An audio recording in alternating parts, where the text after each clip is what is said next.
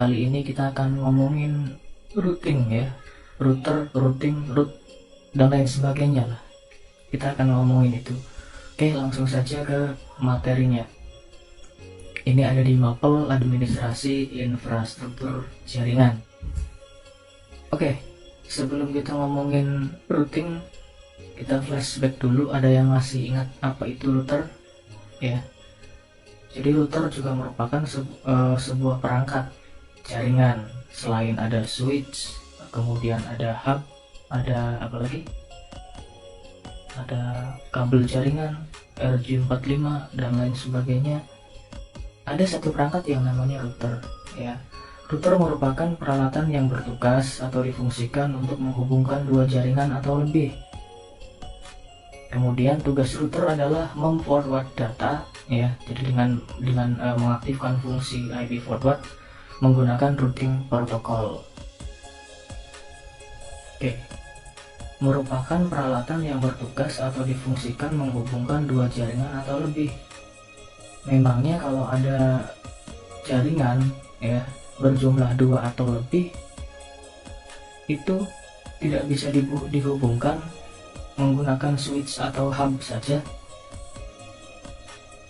Kok perlu ada router sih? Maksud dari dua jaringan atau lebih di sini ya, bisa saja IP-nya berbeda, atau misalkan IP-nya sama, subnet max-nya sama, tapi host ID dan net ID-nya berbeda. Tentu saja itu tidak cukup menggunakan switch atau hub saja. Kita perlu perangkat tambahan yaitu router ya. Oke, kita lanjut aja. Nah, konsepnya seperti ini, konsep routing. Routing adalah suatu proses meroutkan paket data dari network satu ke network lain dengan menggunakan router. Mirip sama fungsi kurir kalau di jasa ekspedisi sih ya. Biasanya kalau kalian suka belanja online gitu ya, itu dari misalkan beli paket dari Bandung misalkan, itu kemudian diantar ke rumah kalian. Tujuannya itu nggak langsung dari Bandung ke rumah kalian kan, tentu harus melewati checkpoint, misal dari Bandung ke dari si penjual ke agen dulu ya, agen ekspedisinya, kemudian dari agen ekspedisinya ke gudang pusatnya dan lain sebagainya. Tentu ada beberapa checkpoint yang harus dilewati ya, ada beberapa kota yang harus dilewati. Nggak langsung dari Bandung, dari si penjual langsung ke rumah kalian kan, nggak seperti itu. Nah, kurang lebih konsep dari routing ya seperti itu ya, untuk meneruskan paket data dari network satu ke network yang lain dengan menggunakan router. Nah, di situ nanti di dalamnya ada proses ya.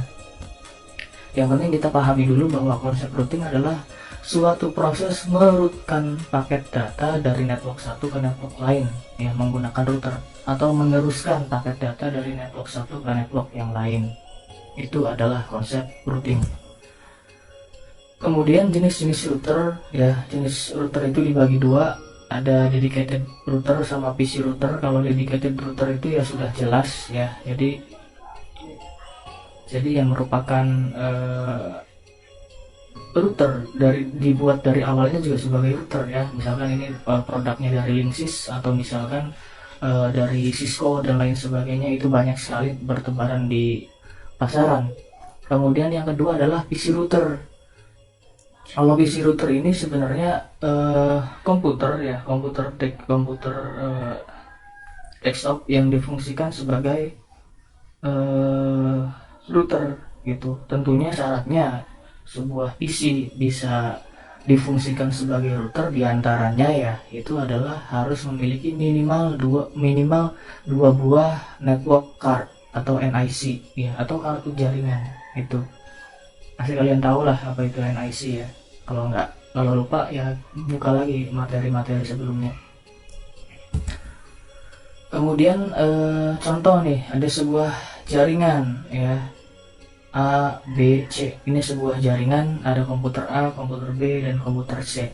Semuanya dihubungkan menggunakan hub, menggunakan IP address kelas. Betul sekali, ini adalah kelas B. Coba kalian perhatikan, apakah semua jaringan di sini apakah semua komputer di sini bisa saling terhubung? A ke B, B ke C, A ke C, B ke A, dan seterusnya. Nah, coba diperhatikan.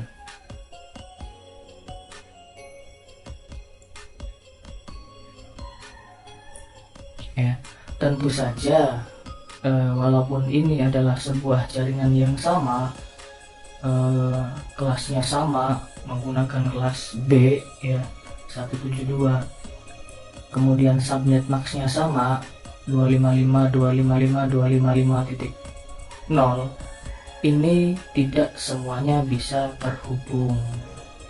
Coba ada yang tahu kenapa?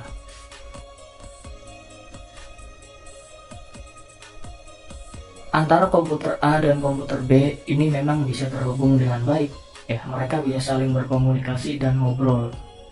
Karena apa? Karena kalian perhatikan ya, sama-sama kelas B, kemudian net ID-nya, host ID dan net ID-nya juga masih sama. 88 di yang B ini 88 titik yang B ini 88.9, kemudian yang A ini 88.10. Sedangkan kalau C ya, ini berbeda, network ID-nya adalah 90.2. Ini walaupun sama-sama kelas B dan subnet maxnya sama, ini nggak bisa ngobrol, nggak bisa terhubung komputer C ini dengan komputer A ataupun komputer B. Tidak cukup dengan perangkat menggunakan hub atau switch saja, gitu ya. Penjelasan lebih jelasnya mungkin di sini.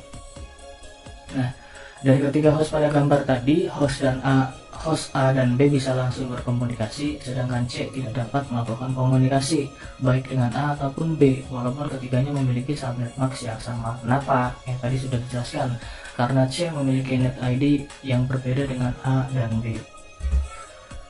Kemudian tadi ya, alasannya adalah network ID-nya berbeda. Nah, gimana sih caranya agar komputer C tadi dapat berkomunikasi dengan dua host yang lain ya, yaitu A dan B? Maka kita perlu menggunakan router ya. Kita perlu menggunakan router yang telah dilengkapi dengan protokol routing atau routing protokol. Kita balik lagi. Nah, ini gambarnya. Komputer A dan B sudah bisa terhubung dengan baik. Nah, komputer C ini tidak bisa karena tadi sudah jelas ya, karena dia memiliki net ID yang berbeda 90.2, sedangkan yang lainnya 88.9 dan 88.10.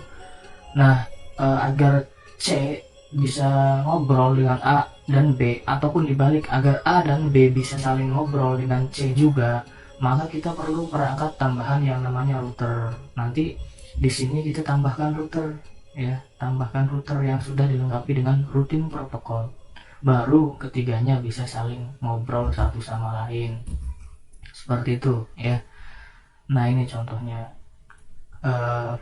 Dengan adanya router nggak hanya net ID-nya yang berbeda ya, bahkan IP address-nya berbeda pun, entah itu di jaringan sebelah sini misalkan menggunakan IP kelas B 172, di sini menggunakan IP kelas C 199, dan di sini menggunakan 131, walaupun berbeda semuanya kelas A dan B, C. Ini bukan komputer ya, maksudnya kelas IP address. IP address kan ada kelas A, B, dan C.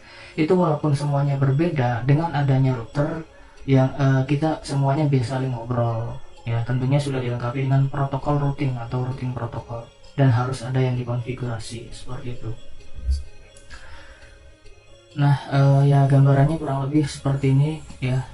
Network A, A5, A4, A3, A2, A1 semuanya terhubung dengan router, semuanya terhubung ke router menggunakan satu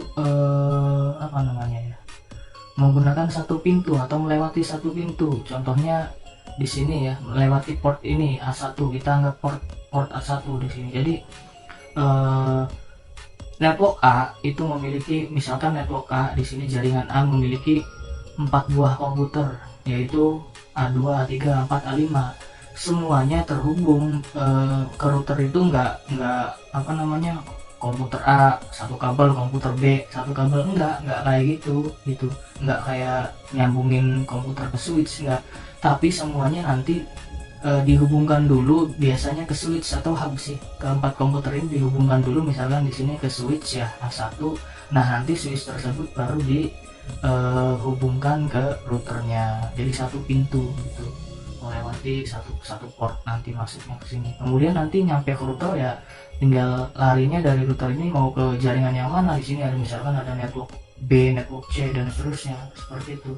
Ini kalau skala kecil, kalau skala besar ya tentu lebih kompleks lagi bentuknya. Nah ini ya skala kompleksnya seperti ini. Ini router, di sini ada jaringan network A, network B, network C, network D. Anggap keempat network ini, keempat jaringan ini memiliki kelas IP yang berbeda, net ID yang berbeda, host ID yang berbeda, netmask yang berbeda, semuanya berbeda lah antar jaringan network, antar jaringan tersebut. Ini semuanya bisa saling terhubung dengan adanya perangkat router. Tapi ya itu tadi ya, masing-masing jaringan biasanya masuknya itu hanya melewati satu pintu. Anggap di sini ada switch atau hub di masing-masing jaringan seperti itu. Kurang lebih seperti itu. Dan prinsip kerjanya sih dari router atau routing ya. Routing itu prosesnya sebenarnya. Prinsip kerja dari router yaitu ya ini seperti tadi dijelaskan di awal. Ini ada komputer saya misalkan ya. Ini adalah komputer tujuan yang mau dihubungi.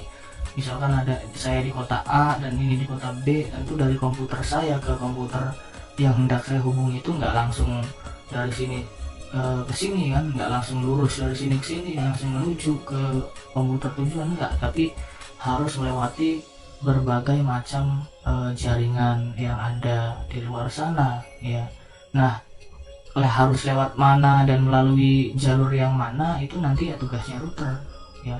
Tentu kan dari komputer saya ke komputer yang dihubungi juga pasti sekali, sangat mungkin sekali di sini berbeda baik dari IP address dan lain sebagainya ya. Itu nanti dengan adanya router ya udah, itu yang ngebantu kita, itu nanti router yang bekerja harus lewat mana ya. Padahal kan misalkan dari komputer saya ke komputer ini tujuan ya nggak lewat sini pun bisa, lewat muter ke sini pun bisa, cuma kenapa harus lewat ke sini ke network 1, 2, 3 dan seterusnya ya. Itu nanti ada proses, ada algoritma yang harus yang sudah dipikirkan oleh si router gitu ya. Nanti akan dikupas lebih dalam lagi lah di video-video berikutnya mungkin. Yang penting sekarang kita tahu dulu apa itu router, routing ya, cara kerjanya, konsep kerjanya bisa kalian pahami gitu. Itu saja, kurang lebihnya mohon maaf.